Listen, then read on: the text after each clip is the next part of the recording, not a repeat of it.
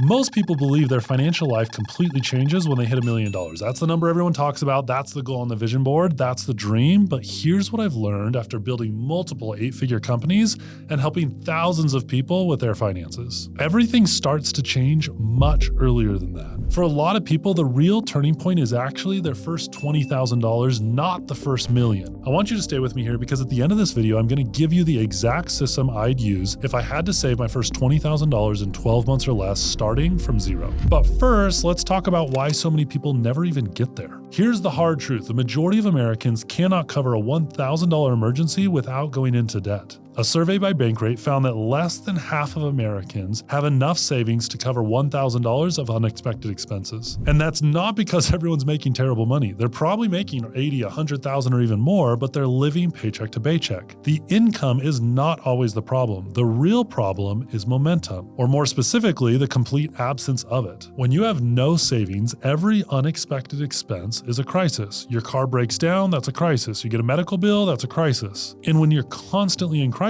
mode, it's nearly impossible to think long term. You're just surviving. You're just getting through that week, and that mindset keeps people stuck in a loop that's incredibly hard to get out of. The other thing that no one talks about is living without savings does a lot to your decision making. When you're financially stressed, your brain literally operates differently. Research from Princeton University found that financial stress consumes the same cognitive bandwidth that a demanding task would, meaning you're constantly worried about money, you have less mental capacity left over to make good decisions, plan ahead, or think strategically. So it becomes this vicious cycle where not having money actually makes it harder to think clearly about how to make more money, and the only way out is momentum. Let me show you the pattern I was talking about earlier. I call it the wealth momentum ladder. And this is based on what I've actually watched happen with thousands of people who have been on their own financial journeys. Every rung on the ladder represents a specific stage, and each stage has its own psychological shift and its own set of lessons. Pay close attention here, because once you see this, you're going to understand exactly where you are and exactly what the next move is to get that next rung. The first rung is $1,000. This stage is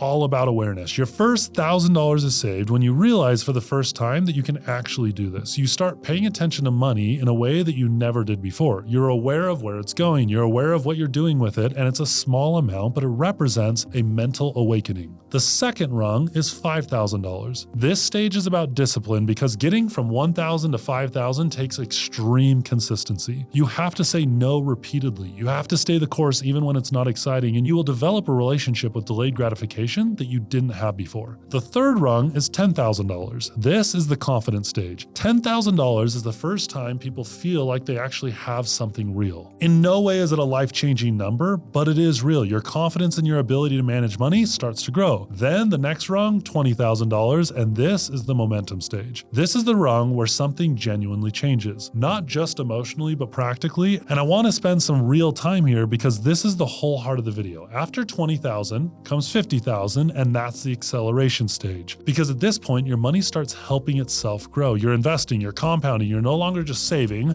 you're actually building, and the machine will start to run. Then comes 100,000, and this is where real compounding kicks in. This is where the math starts doing things that feel almost unfair. Your money is making meaningful money. You're thinking like an investor at this point, no longer a consumer, and that is the ladder. So let's talk about why 20,000 specifically is that momentum stage and not just a number I picked randomly. First, the practical reason. $20,000 is enough to absorb a real financial emergency without blowing up your life. Your transmission dies, you handle it. You have a slow month in business, you handle it. You lose your job, you have a legitimate runway. That runway changes how you operate. When you're not terrified of what happens if something goes wrong, you make better decisions. You negotiate better, you take smarter risks. You're not desperate, and that matters more than most people realize. Second, at $20,000, you start thinking like an investor. You start looking at money differently. You start asking, what can I do with this? That mental shift from consumer to investor is enormous. Third, the confidence you've built by this point starts producing better financial decisions across the entire board. You're not impulsive anymore because you've proven to yourself that you can be disciplined. You've practiced saying no. You understand the trade-offs now. And that understanding starts showing up in how you approach your career,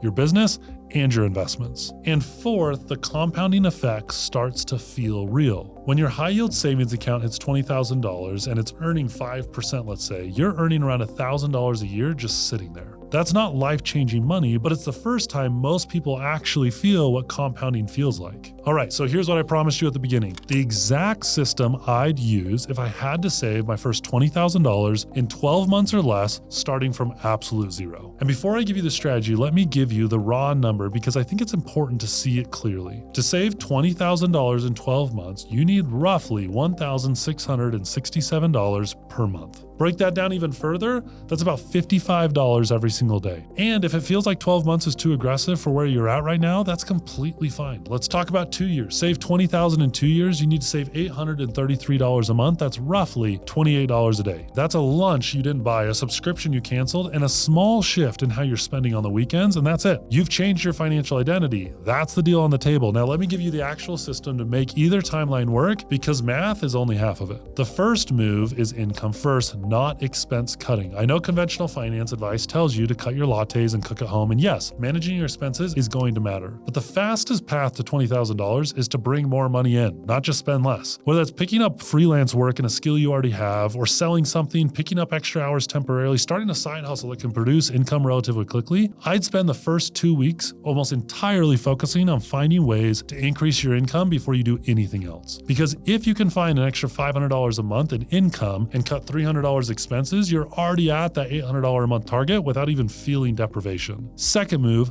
automate savings from day one. I would open up a separate high-yield savings account and set an automatic transfer the same day your paycheck hits. When saving is automatic, you remove the willpower equation entirely. You no longer have to decide every single month, it just happens. The third move, do a real audit of your spending. Not a vague one where you think about it for 10 minutes. Pull up the last 3 months of bank statements and go through every single transaction. Put a number on what you actually spend, what you actually need, and what's just habitual waste. Most people who do this for the first time find $300 to $700 a month they weren't even aware they were spending. Fourth move, sell anything you own that you don't need. Most people have stuff sitting around their house that represents real money. Old electronics, gym equipment collecting dust, furniture, clothes, tools. Put everything up for sale that you're not actively using. Some people make $1,000, $2,000, $3,000 from doing this alone in a single weekend. The fifth move, track progress visually every single week. Write the number down. Put it somewhere where you can see it because watching that number grow is one of the most powerful motivators you can create for yourself. Every time it moves, your brain is going to get a reward, and that reward is going to keep you going through the moments when it feels slow. 12 months at $55 a day or 24 months at $28 a day. Pick one and then build a system around it because a goal without a system is just a wish. The world is full of people who know what they should do with money, but most of them have never taken the real first step. They're waiting for the right moment, the right income, the right job, the right circumstances, but the circumstances don't create the habit. The habit creates the circumstances. Start where you are, build the momentum, and cross the first milestone, and then let the ladder do the rest. If you got value from this video, hit that like button, subscribe to the channel, and make sure to hit that bell notification icon so you get alerted when I drop my next video. Thanks for watching. Now go do something about it.